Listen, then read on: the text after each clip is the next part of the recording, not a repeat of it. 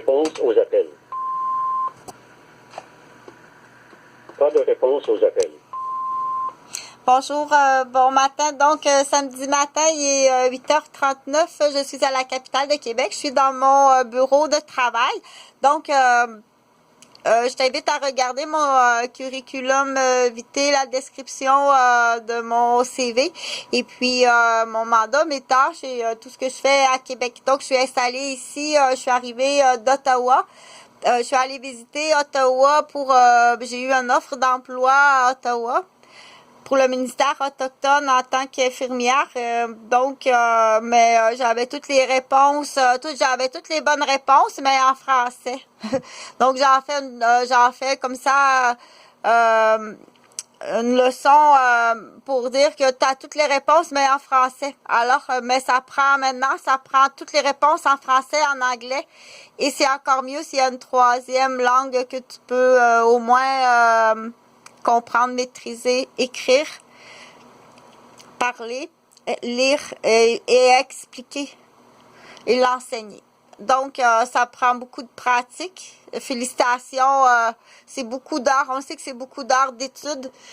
C'est beaucoup d'heures aussi pour les parents qui élèvent un enfant trilingue. C'est beaucoup d'heures ou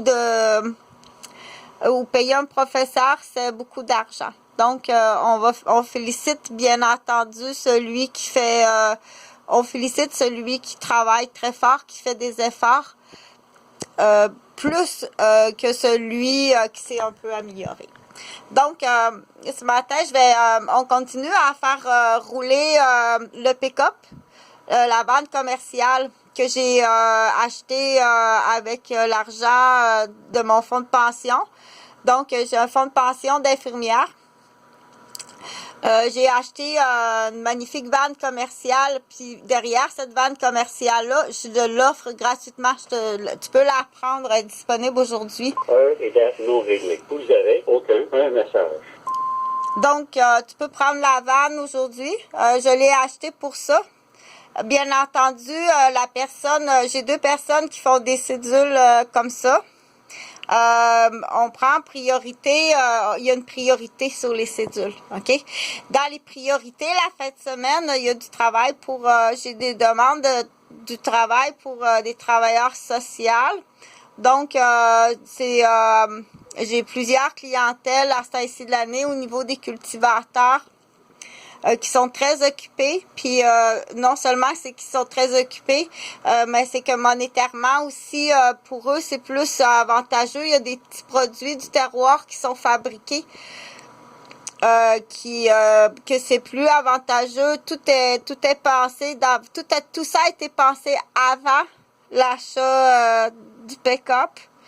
Donc, quand je dis qu'il y a une offre d'emploi au niveau pour des travailleurs sociaux, habituellement, c'est ce qu'ils préfèrent, mais ça peut être aussi quelqu'un d'autre. Donc, qu'est-ce que tu dois faire? C'est que tu dois aller chercher 2 enfants à la campagne.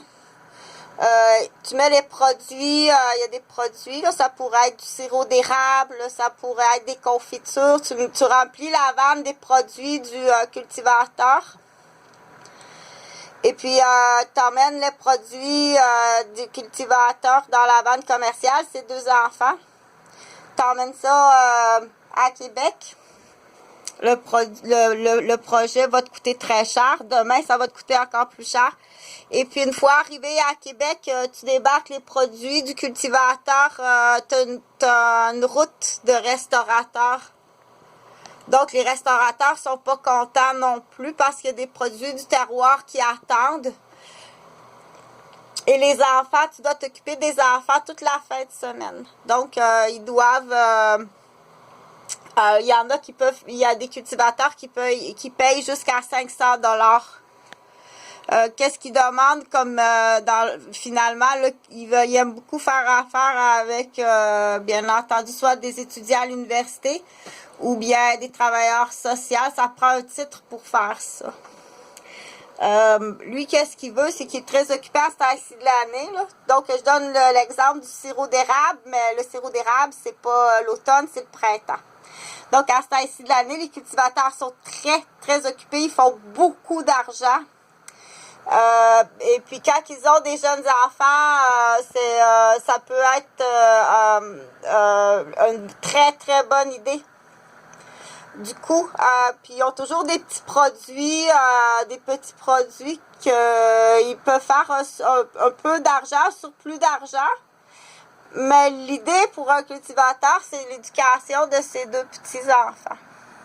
D'aller à la grande ville, de visiter la grande ville.